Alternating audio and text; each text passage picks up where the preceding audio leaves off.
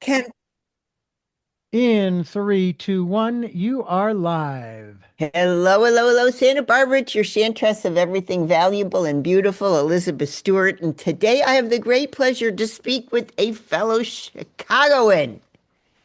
Wrona Gall is with us, and she is an artist who is residing in Ojai now. And I happened to receive a flyer from Bonnie Rubenstein and Irene Chan, who are on with us today. They have a gallery in Carpinteria. They are showing Rona's work amongst other wonderful artists, and I fell in love with a particular canvas of Rona's. And I got in touch with Bonnie and said, who is this artist? We started to kind of do an email thing, and I found out that Rona and I have so much in common, and I so enjoyed looking at her portfolio that I thought, well, let's all talk. And so we are here with Rubenstein Chen, and they've got a gallery together. And you are right by Arturo's place, right? In Palm Loft? Yes. In Yes. Carpinteria, yeah? Yeah. We're in a different building, but there's two large buildings in the complex, in the Palm Lofts complex, and we're in the B building and Arturo's in the A building. Okay. And this is fairly new venture for you guys, right? Yeah. Brand new. Brand new venture. So that's good that we're talking and maybe the public making aware of the public of the gallery. You've had some really nice work coming through, I've Yeah. noticed. Yeah. Yeah. Yeah. And so, all right. So first of all, tell me, all right, let's introduce. Irene, tell me a little bit about yourself. Oh, let's see. I am originally from the East Coast and New Jersey. And then I came out to the Santa Barbara area in 2002 to go to school at Brooks and fell in love with Santa Barbara and left for a little while, but I'm back now. Okay, so you went back to the East Coast, and now you're staying here in Santa Barbara for sure. Yes, yes. Okay, Yeah. and what you studied, but wasn't Brooks right on its last legs at that time? Um, it was earlier on. It wasn't quite then. It was I started in 2002 and they were probably at its peak. I think after that it kind of went a little bit downhill with all of the digital photography coming on. But when I went, it was wonderful. It was great. I learned how to do all of the analog film developing, darkroom, all that stuff, and then also got into the digital aspect too. So it was a perfect time. So are you still a photographer? I am. It's more for fun now. Lots of pictures of my dog. But yeah, no, I still enjoy it. I haven't done it regularly for probably a few years now. Okay, and so now you are a gallerist. That's what you're doing. Yes. Okay. Artist and a stay-at-home dog mom. Perfect. Perfect. And you and Bonnie had this idea for a gallery. So tell me about that. Tell me about the inception. Oh gosh. Well, Bonnie, do you have any insights on this? We just kind of we met through a mutual friend and kind of were discussing possibilities. I know Bonnie was looking for a space since Silo, the building Silo was in, got bought, and so I have two floors, and there's Bonnie was looking for a space, so we kind of said, why don't we put our heads together and figure something out? And that was in February, and 9 months later, here we are. Well, it's such a happening area too. I mean, it's been a sort of a center for creatives for a while, where you are in Palm Loft area there. Yeah. Yes, we have probably at least half a dozen artists, probably more. Yeah, Um, you've got more. You've got musicians. You've got Right. a really fine photographer also in the complex. we have Right. a wonderful ceramicist that we're showcasing his work as well. That's two doors down, so it's great. Yeah. Yeah, Yeah. this is how it happens for sure. And then Bonnie, what's your background? Well, let me just add to what Irene said. Yeah, yeah, please. When they built these lofts in 2000, the intention was to have it be a space for creatives. And so it's a live work space, and everybody who rented was required to have a business license.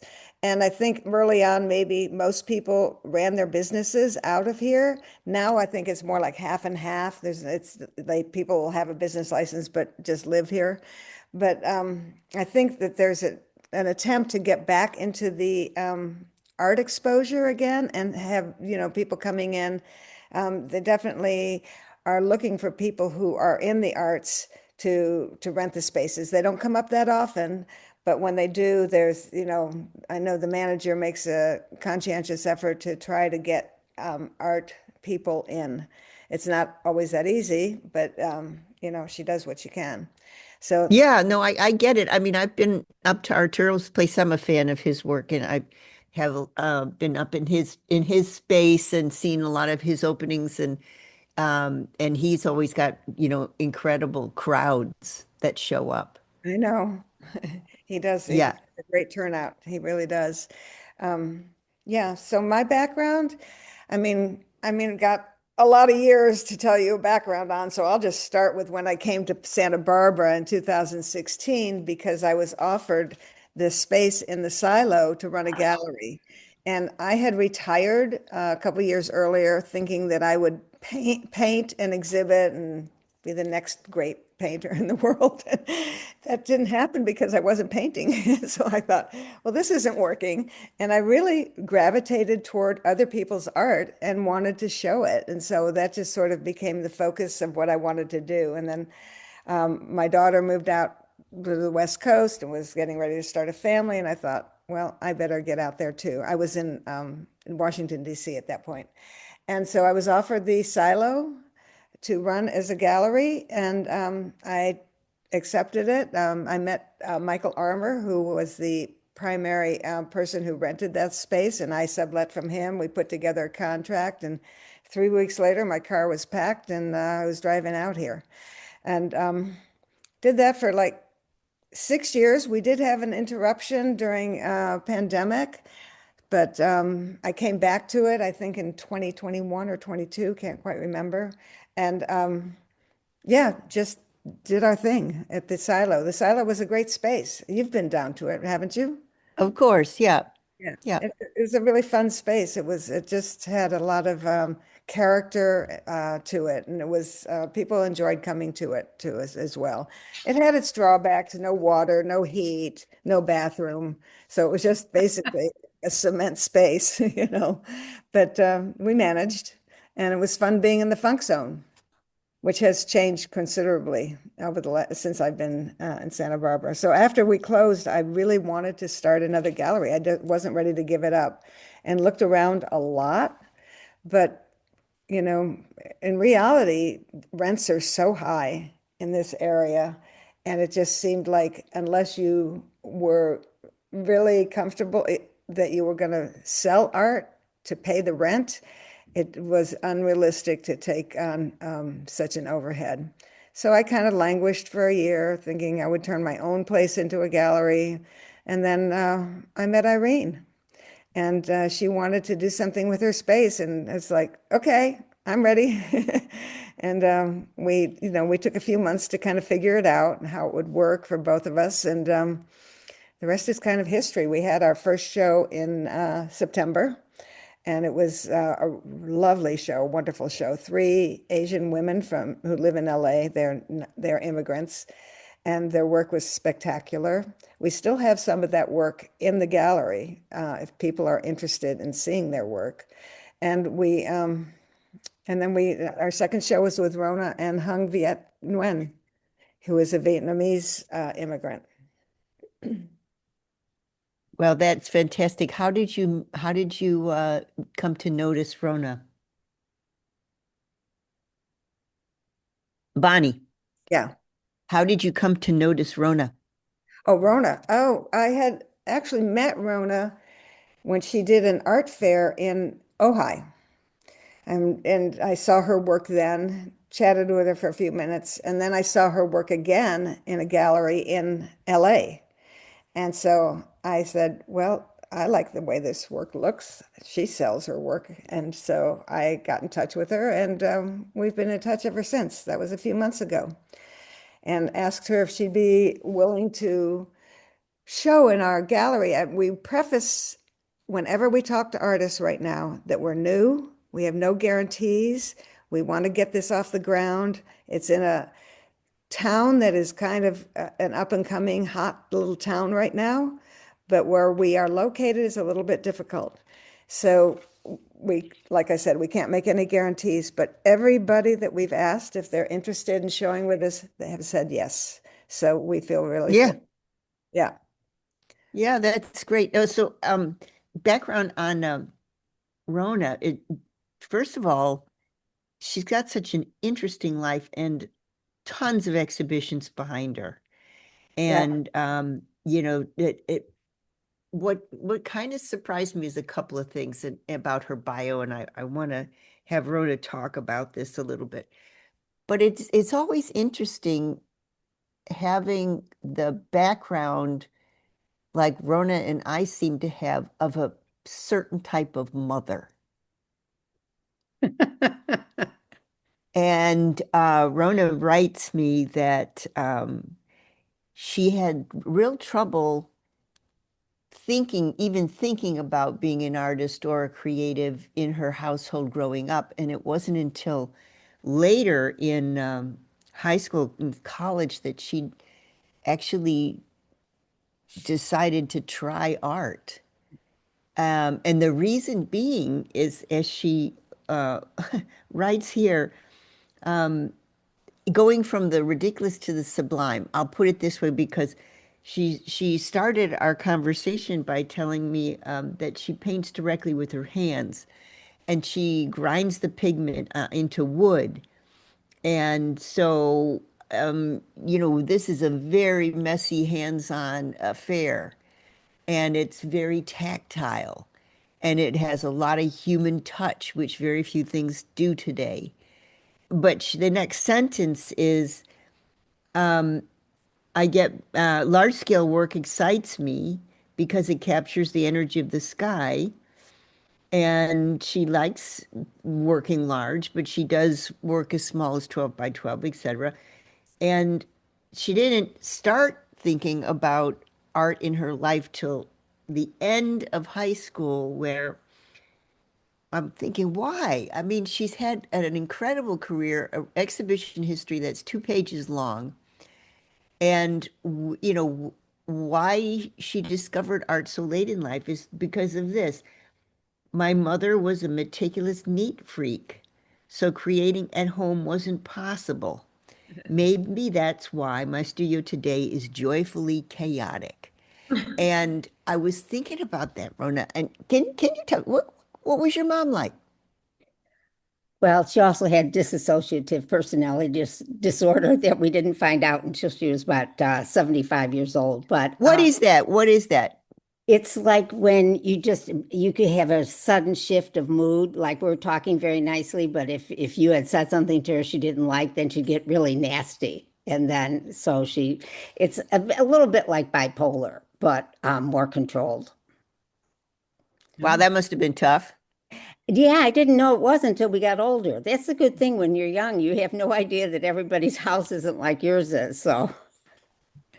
But Okay, so your mom was very neat, and you didn't yeah, get to be a mess at home. right. And then because of high school, like of all the college prep courses, I just didn't have any time in a schedule to take a class.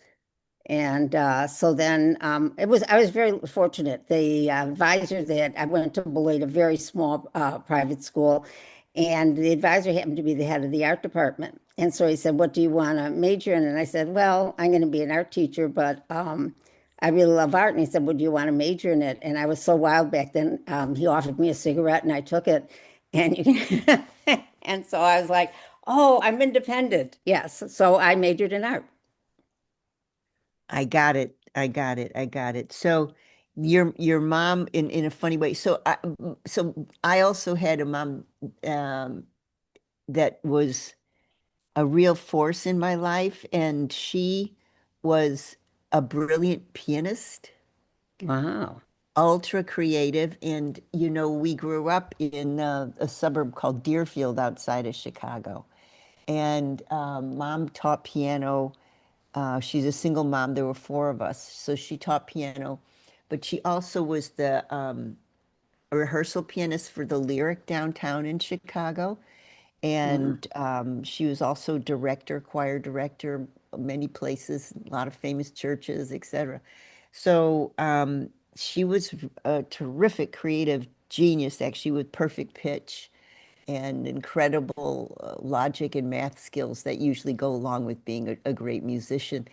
And yet she was, I guess you could say, my way or the highway kind of thing. And at first, when you're a child of someone like that, you kind of, as you say, Rona, you don't know what's in anybody else's house, so you think everybody's probably the same, and so why should you complain? And so you pull into yourself, and then when the right time comes, you realize there's something else inside me that I never knew. Yeah, and that's what I got from your few words about Hmm. this in your bio, is that this Rona popped out at the age 18, 19 years old. That was a whole different Rona than her background would indicate. So yeah, Absolutely. that was what popped out. And the second thing that I wanted to ask you about, that is nothing to do with your show, but reading your bio, and I looked at all your work online that I could find, and also I asked you for your exhibition history, etc. And looking at all that and researching all that, I got this sense of this, and also the fact that, so I'm going to just jump in real fast. You guys aren't from Chicago who are listening, but those of us that are from Chicago, Rona had a studio that was wedged between Greektown and Italian neighborhood. And I know it real well. That neighborhood was not exactly, when I was growing up in Chicago in the 80s, that wasn't a safe place to be. And you could get into trouble in that neighborhood unless you knew somebody who was either Greek or Italian. And yet there were fantastic restaurants in that area. So there was Mhm. some nightlife, but at the same time, it wasn't a place that you'd want to say, well, I feel comfortable walking the streets at all times. And it turns out I'm reading Rona's bio, and she's had a 8,000 square foot building in between a couple of heavy industries. I think you had a like a plumbing people, but anyway, you were Yeah. wedged in between. Yeah, and I thought to myself, I got to the bottom of her description, and I thought, wow, what an independent woman. At those years in Chicago, it was not a great place for a woman to open 8,000 square feet of studio space, and certainly, you'd be better off in Northbrook, wouldn't you, Rona? So Yeah. and so and many people thought that way too. And so I get to the end of this, and I'm thinking, okay, this is a woman who is single, independent, very driven, has her own mind. And I come to the bottom of her resume and I think, wait a minute, her husband's her right hand. He creates her canvases, which are not canvas, they're, I should say, creates her supports, the wood supports. He helped in many ways, both logistically and structurally, and was behind all of her decisions to, be the local Monet, as she calls herself, of that neighborhood. And his name happens to be Jim. And I think, oh, wait a minute. How does this woman who is so self-defined, I mean, what's your secret? How do you stay married? Well, he was actually my best friend. We met 1 week after my 16th birthday, and he was 18. And because my home life wasn't exactly perfect, he just we just became absolute best friends and did everything together. And then we got married 6 years later, and now we're married 55 years. Oh. Oh, Yeah, but you're not answering my question. oh, sorry. How? Um, I think because we just always sort of agree. We'll agree or disagree depending on who it's more important to. And since we are best friends, we want the other person to be happy. So it tends to work quite well. And then he worked a whole lot too. He was working, he did a lot of trade shows, so he was out of town a lot. So that, the independence worked because I was there by myself. And I must say, although it was, I mean, I wouldn't go walking around there alone at night, but we had very, very nice neighbors who'd help me. And like some of the street people would, when my daughter was born, they'd carry the buggy across the way or something like that. And I just enjoy people a whole lot, and I'm lucky to connect with them. So it was a good Okay, gentle but time. okay, so I understand what you're saying now. You both made the decision to leave that gorgeous space of 8,000 square feet, which we have no conception of here in Central Yeah, Coast, Southern California, because we would pay, absolutely. millions. Yeah. Yeah, and so we have no conception. So I, I'm always intrigued because I know Ojai so well, and I think to myself, how do people discover Ojai? Tell me about that journey, Rona. Oh, well, we were very fortunate because Ted Gall, who's a sculptor, and uh, we're cousins. Jim is his cousin. And so when we were looking here, our daughter became an actor and moved to LA. So we were trying to figure out somewhere to live in LA and knew absolutely nothing about the area. And so then Ted and his wife Claudia said, well, why don't you come up and stay with us and look around? And we just sort of drove through downtown Ojai, which, as you know, is like about 1 block long. And I just said to Jim, this is a perfect place for us. And it really is. It's a wonderful community, and there's so many people from other fields that weekend here or something. So you're always meeting someone interesting and challenging. So it's a very artistic community. Yeah, for sure. Yeah, for sure. Yeah, you can't swing a cat without hitting an artist in Ojai. That's Um, true. Or yeah, two. or two. Yeah. And so you decided you were going to move to Ojai. Such a different vibe than where you were. Well, yeah, but you have to realize where we lived, like we had tons of activity around us. But then when 6 o'clock came, it was totally empty, as if we lived in a small town. And on weekends, there was nobody around. So it was sort of like we had a small private little oasis there. And that's pretty much what we have here. I mean, you just Okay, so instead, where did you what did you find? Did you find a studio? Did you find a house? well, actually, Jim online found our current house, and those people had turned their two-car garage into a family room. And so that's the space I have for art, which, is about 600 square feet, considerably smaller. But luckily, I have two walls of windows, so I have perfect light. And then I can expand out into the backyard when I'm working on really large pieces. Okay, okay. So and how did you, I mean, a lot of people move to California or Florida from Chicago, as you well know, because of the winters. Yeah. Yeah. And so did that have anything to do with your decision? And it's funny because as I'm talking, our producer, Richard, is listening in. He moved from Santa Barbara to Lake Arrowhead, and he's in for you say light dusting, Richard, but it's going to be a snowstorm, let's face it. And it's one place in California there. I have a cabin up there, which is kind of a really fun thing that we get to see each other when we're up there. But there was 6 foot of snow, and it covered a 6 foot fence in my front yard was it last winter or the winter before? Winter before, was it? Okay, so now Richard's going to be a mountain person, or is now a mountain person. Um, having giving up. Well, part of the year it's pretty nice up there, but winter, this is going to be his first winter, and I'm ha ha ha ha. I can't wait to see to see what happens.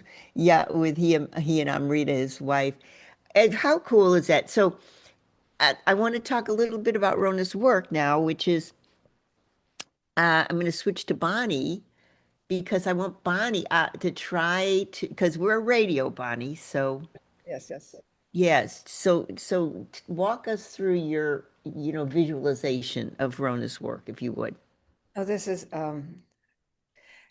Rona's work when you see it in its entirety just speaks in a way that you are imagining being outside with voluminous clouds or with a dark sky, and you just feel like you've fallen into nature, even though the colors do not necessarily represent that. There, because she tries a lot of different palettes, but the overall effect is just this sense of peace and the sense of excitement at the same time because the canvases are so gorgeous, and the I love her cloudscapes. That's what you call them, isn't it, Rona? Your Right. cloudscapes. They're magnificent, and I've always been until recently drawn to abstract, and I'm kind of moving away from that a little bit now. But Rona's work, even though it is abstract technically, it doesn't feel like a typical abstract painting. You, Right. There's an implied horizon line for sure. Yep. there's implied many things in there. There's implied coastlines, there's implied mountains, there's implied, even forests at times.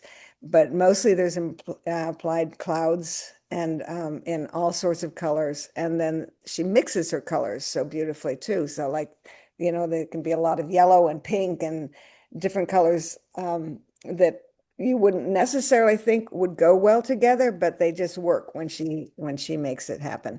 And the fact that she does it all with her hands is really, really astonishing, actually. And Rona, so do you do any figurative work at all? I know you taught art for years. Yes, I did. But no, I don't do anything figurative. I actually really don't like people in my paintings. Like years ago when I was painting more realistically, I just want the emotion and like Bonnie said, I'm so glad she had said that is the sense of place. Um, because I really don't like being outdoors a whole lot. There's bugs and all kinds of stuff. So I like to just sort of bring nature indoors and enjoy the beauty, but not be like I'm not a camper or a hiker or anything. Oh, Yeah. Go ahead, Bonnie. it really surprises me because of her work. I would imagine she would spend a lot of time outdoors and even do plein air work. But what she's saying is that she doesn't do that at all. So No. very interesting. Irene, you wanted to say something. Oh, you're still on mute, Irene. Okay. Irene, there you go. Sorry. No, I was just enjoying the conversation. I saw you raise your hand, so I thought, oh, Irene. Yeah, the interesting thing is that well, Bonnie, you wouldn't, it's a different outdoors. Where Rona and I are from, different outdoors. Yeah, go ahead. I'm from Springfield. Oh, you are? Okay, so What you a know. riot. Spent a lot of time in Chicago. Okay, then you know about mosquitoes and Oh yeah, flies yeah, and yeah, yeah, yeah. yeah, all the wonderful Midwest buggies and Yeah. yeah, that's what Rona. Yeah, so very much that. Yeah, Central Plains Yeah. bug city. Yeah, and so yeah, isn't that fun, Rona? That you can leave your windows open here in Ojai, and It's delightful. isn't that something? I mean, I it's love like it. a shock. When my mom came to visit here in Santa Barbara, she's like, "Close the window, the mosquitoes will get in." I said, "Guess what?" I know that's one of the reasons. So, yeah, and you quote in your bio also, Rona, Agnes Martin, a minimalist painter, and I don't know, it's interesting, Bonnie. You can love who you love. Obviously, she's got some uh, real deep feelings for Turner's work and a couple of other artists that Rona's talking about in her bios and her description, artist statement. at the same time, it's even though your work is I mean, you'd say it's abstraction, yeah, but it's not really. It has a sense of place, and it certainly is not minimalist. Right, No. Certainly is not. right. No, no, not at all. Richard's giving us a quick break, a quick sign. We have to go to quick break. And by the way, Richard, just very quickly, I know this is off topic, but how are your animals handling the mountain? Well, we are down to 3 cats. Our chickens are being fostered by a friend in Santa Barbara. And unfortunately, we probably will not be able to have them here, not because of the snow and the cold, but because of the elevation. They're used to near zero elevation, ocean level. Mhm. You take them up 6,000 feet, and they probably won't survive because that change. A matter of fact, I suffered through altitude sickness for the first 3 days after we moved here, and it's gone now. So I can only imagine what will happen to them. So we have 3 cats. They're doing great. They are as rambunctious as all get out, having a blast inside the house and having a free reign of 1,400 square feet and 3 stories. Wow. Fun. Yeah, So that's the luxury of space, and yeah, yeah, that's absolutely the case. yeah. Well, when we get back from the break, I want to hear from Irene a little bit. Um, she has a background. She's trained to look at composition and color and harmony and this sort of thing, as she's a trained uh, creative artist. And I want to know how she's how she looks at Rona's work, and also um, how you look at work in general. I mean, I'm always interested to tell you, Irene, that I do a little bit of teaching fellow appraisers connoisseurship, and one thing that always foxes people when it's a two-dimensional work, like a painting, let's say, is in many cases it's small enough that you can handle it. And certainly as appraisers, we do a lot of, looking with our hands.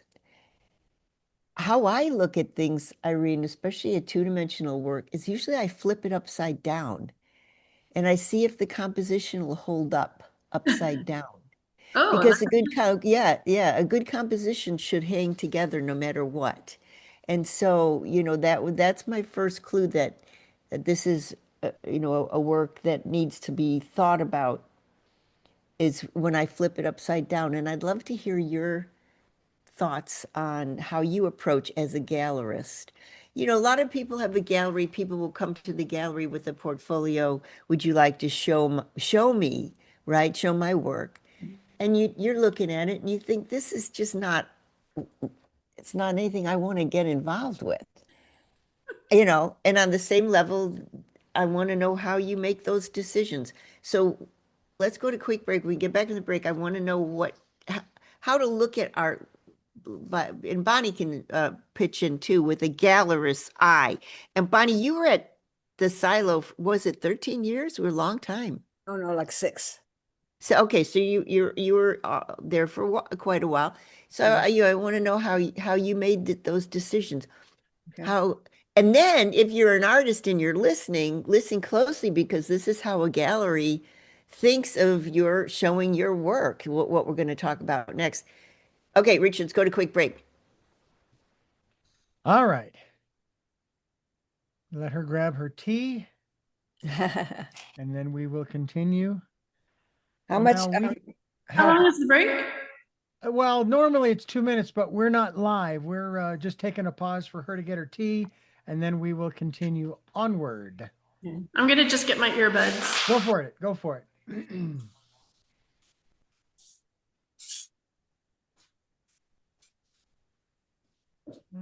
Okay. So why did you move, Richard? Well, one version of the story is that we were working to downsize everything that we own, and we did a lot of downsizing in spite of the fact that we still managed to bring a ton of stuff with us. I could not believe how I thought we got rid of a whole bunch of stuff before we packed it into the U-Haul. And our living room for the first 2 weeks looked like a warehouse at Costco. Mhm. It was boxes and boxes stacked 3, 4, 5, 6 high and 3, 4, 5 deep. And it's like, really? We were living in a 2-room cottage. But the real version is that the landlord of the property wanted to sell the property and has been trying for the last 3.5 years. No one will buy because there are tenants on the property. So Uh, they revoked our tenancy as of June of this year and wanted us out of there by August 31st. And we found this house in Twin Peaks, right next to Lake Arrowhead, on August the 10th. And it took 2 months to close because the roof had to be completely redone and so on and so on and so on. Of course, the landlord was not happy, but that's just too bad because I told my wife, I said, we're not going to be homeless.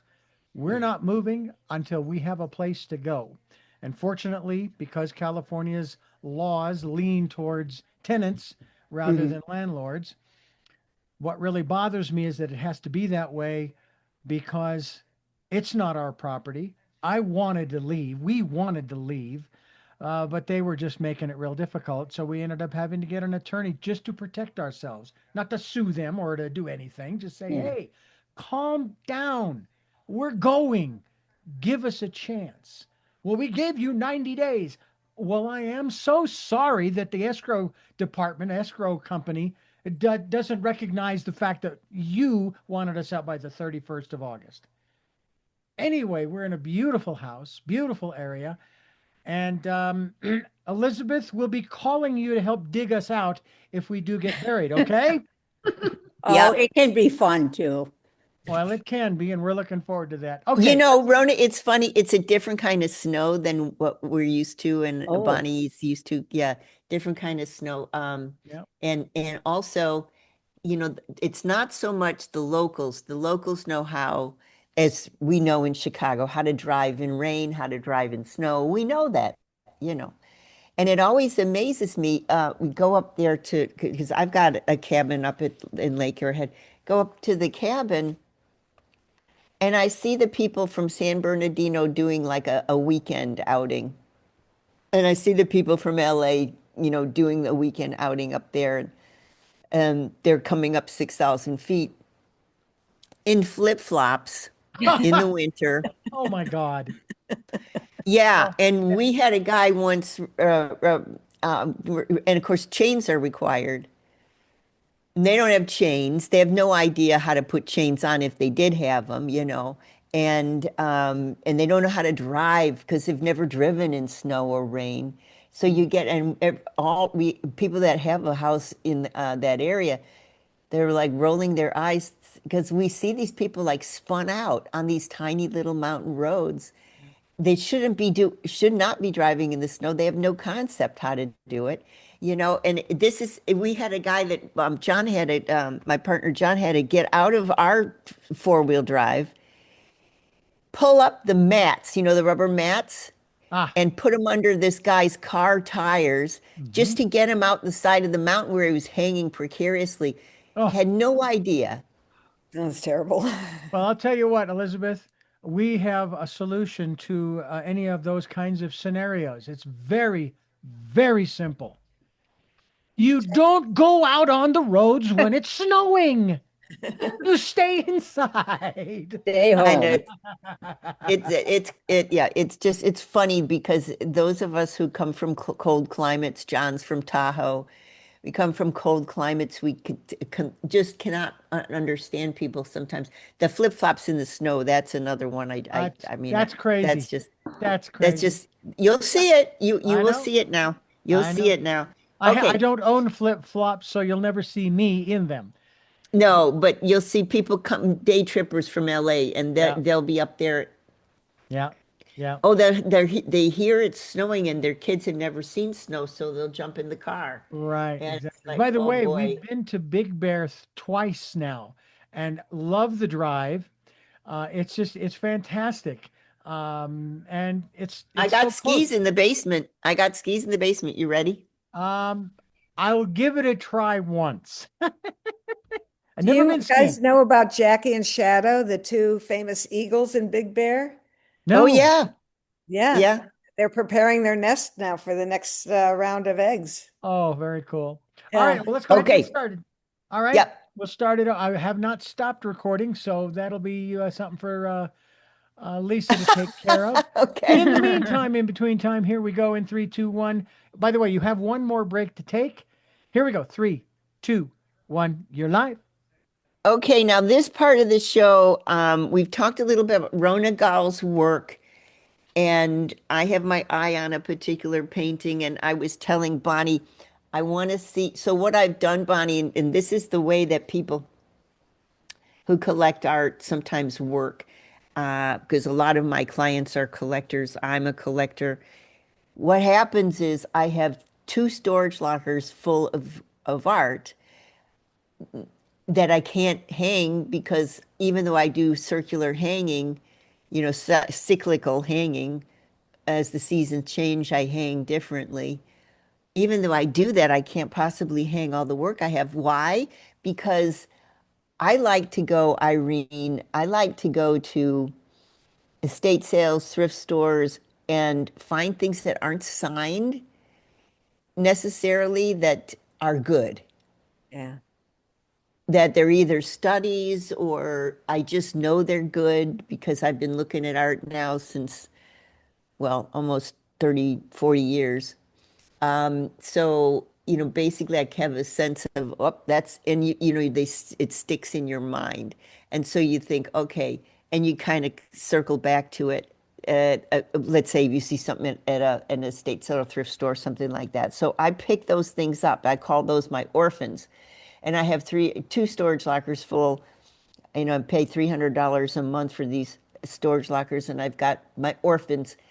And what I have to do now is I'm remodeling one of my cabins up at Lake Airhead. So Bonnie, what I'm doing is already took a truckload up there, and I'm redoing the walls now. And now I have to see where I can put that piece of Rona's that I like so well. I'm trying to figure that out, so you'll hear from me Oh, good. because after Thanksgiving, if that piece hasn't sold, then I wanna pick that piece up of Rona's. I thought it was gorgeous. It is gorgeous. Anyway, how what I want to talk about quickly is how galleries choose to show an artist. Well, we can only speak for ourselves, obviously. And Irene, okay, if I Yeah, go for it. build this a little bit, if I had the resources and had the ability, I would be bringing in artists that are showing in biennales around the world who have some incredible point of view, something different that you haven't seen here. I'm not really focused on showing work that people are used to seeing. I like people walking in and saying, "This is different. Let me think about it. What does this mean?" And to me, that's the ultimate if I had the option. Um, a lot of that takes resources that, we have to build in order to get to that point. But yeah, so like our first show was three Asian women, and that happened just very organically. One of the women, I had seen their work before. She agreed to be in our show. Then I reached out to two others that had never heard of us. I'd never heard of them, but I liked their work, what I saw online, and I liked their resumes. And I know that they had shown in respectable and well-known galleries. And so I reached out and they both said yes. And it was really fun to have them in the gallery. And they were all very different. One woman worked exclusively in tape. Her paintings or her pieces were all made of washi tape or electric tape or duct tape. And when you look at them, you don't realize it. And then and she does amazing things with tape. And another woman, Japanese woman, her work was very illustrative, funny sometimes, just very joyful, and other times very serious. a variety of sizes. And then we had Sija Chen, whose work was huge. And she works with a paper cutting technique that she learned from her dad in China. And it's an ancient technique that has been used for centuries. And she applied it to work that looks very contemporary. So that's what we like. That's what I like, is work that is unusual and people will go, wow, I've never seen anything like that before. I don't know if Okay, that, how about you, Irene? Well, being new to the gallery end of things, it's a very different take. I don't have that experience of having seen so much work. So for me, it's more of if I have a response to it, if it makes me feel something or remind or makes me think of memories or kind of it's more just personal for me.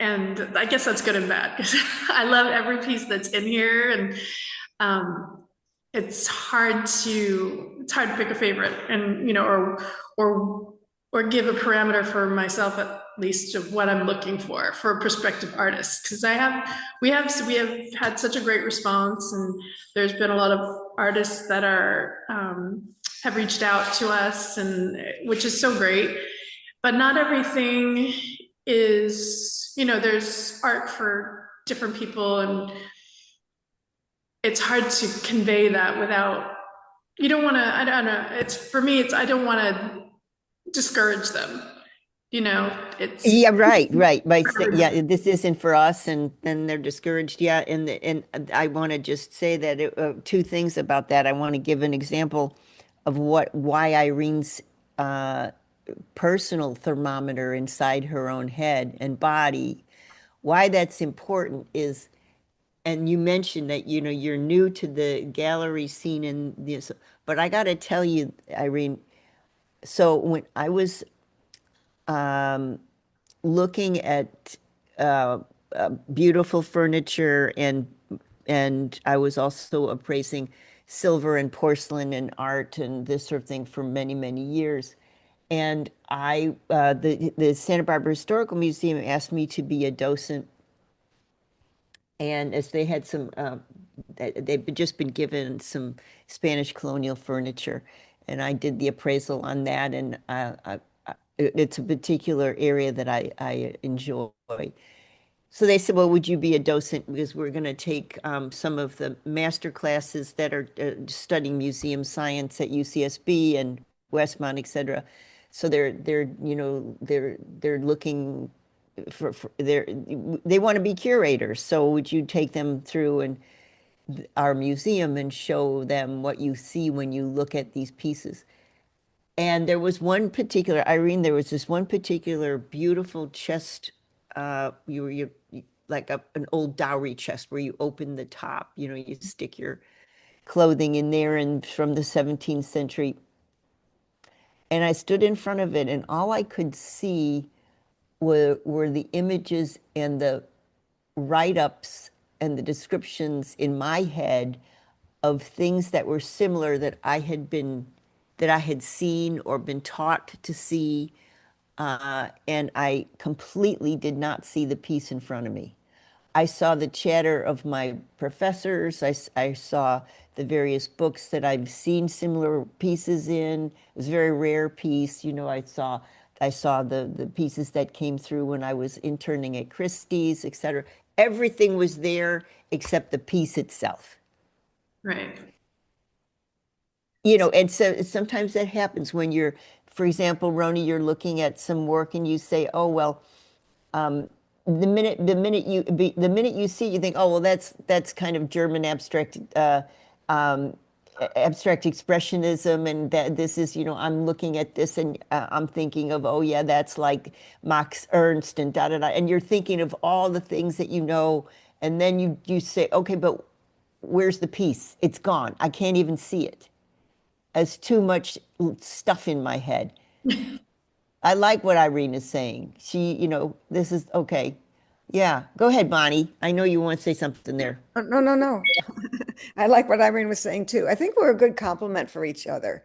She's very methodical, and she's also good with technology. I'm not.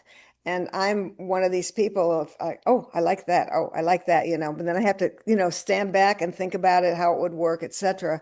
But I think we complement each other quite well. We bring two vastly different points of view to our partnership. Yeah, I agree. Oh, that's wonderful. That's important. Richard, we got to go to a quick break.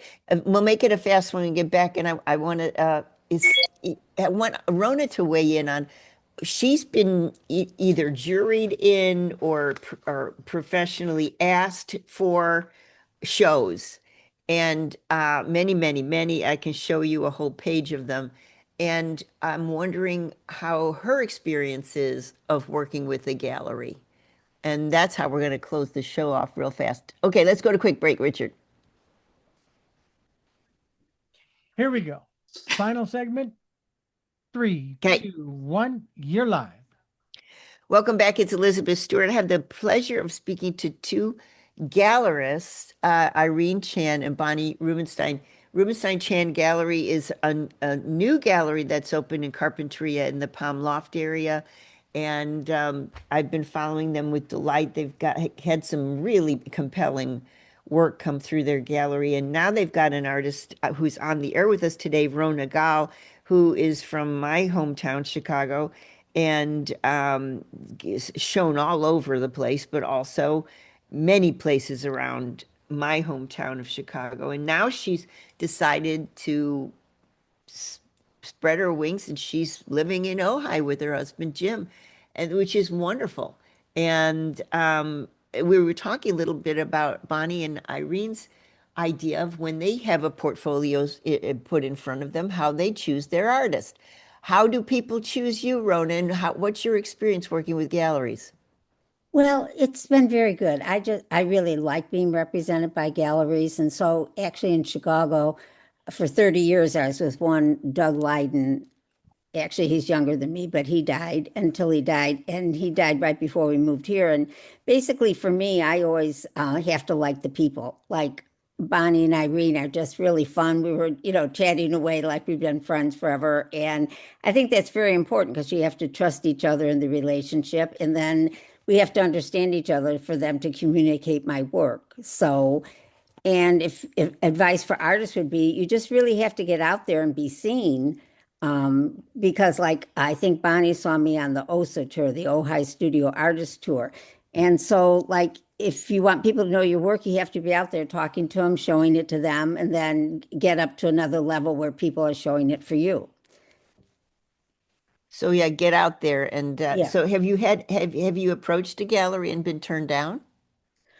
Um, yes, yeah, I have been when I was younger, but then I lucked out pretty soon. Like I said, right when I got out of college, an architect recommended me to a gallery in Chicago, and that was really very helpful for the credibility of being in a gallery and being young and starting out. So I really love it because galleries know their thing. They know how to promote work, and that's what they're really good at. And I'm a lot better at painting, and I tend to ramble if I get into conversations. So it's just really a wonderful experience overall. And like I said, just get out there, get known, talk to people, and have your work ready so that when somebody does see it and like it, that you're able to go in with the and have a show.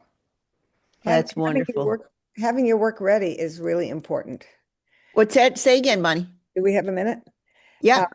Having your work ready is really important because we often see people who, because they've been drawing or painting or something, think that they're ready to show. And unless they've done 10,000 paintings, they're probably not ready to show. And I think that I've had the experience very often where I've told people, if you need income, and your art isn't ready to provide that, then get a job. And it's a hard lesson, but I think it's so true. And people, need to really understand what they are about in terms of their own artistic journey and be able to express it and talk to people about it and to understand why they're doing what they're doing and be able to articulate it. But isn't that what you gallerists are for? I mean, a lot of times artists I mean, I actually did the appraisal for a piece that our art museum was interested in buying. The women's committee was going to buy this piece, and I went to interview this, I mean, world famous artist, and and I was like, okay, so, I'm an appraiser. I kind of need to see your sales trajectory, and I'm writing an appraisal of the fair market value of this work that the museum wants to buy. And he said, look, if I wanted to be a poet, I would have been a poet. If I wanted to be an accountant, I would have been an accountant. If I wanted to be a novelist, I would be a novelist. I'm not. I'm an artist, and I don't keep records like that. And I can't really talk about my work. That's really not what I do. If you want to know what I do, who I am, you got to look at my paintings. I think on the rare occasion you find somebody like that, but more often you find people who have not had the background, and so they don't have the skill set necessarily to do a really fabulous painting, or they don't have the understanding of where they're going with their work. I think there has to be some intrinsic comprehension of what you're doing with your work before a gallery is going to represent the artist. I know I don't know. Yeah, Yeah. Okay. So, you're a crafts person. You got to know your craft, is what you're saying. right. Yeah. Okay. Well, I just thank you all for coming on, and it's been a treat to meet Rona and talk a little bit about her background and all these places that I know in her bio. Northwestern University, and I'm Springfield Art Museum, and the Rockford Museum, Rockford Burpee Art Museum. I mean, all these places that I used to stand in front of a particular painting at the Art Institute in Chicago when my parents, Rona, they were splitting up, and my father would take me for Sundays, and my request was always to go to the Art Institute, and I would stand in front of of one particular painting again and again. He's got like all these photos of me standing in front of this painting. That's what I did growing up. Was just and it was such an amazing place to grow up. And as you say, your studio was right there. It was within, I guess you could actually walk to the Art Institute from where Right. you were, right? If I'm picturing your neighborhood. Yeah, we were just a mile west. Yeah, fantastic. Well, welcome to Ojai. Obviously, you've made a splash. So Oh, there's wonderful people here, really good friends we have. that's great. That's great. Well, thank you all for being with us today. Appreciate it. Thanks, Bonnie, Irene, Rona, for being with us. Thank you very much. Thank you. Bye, guys.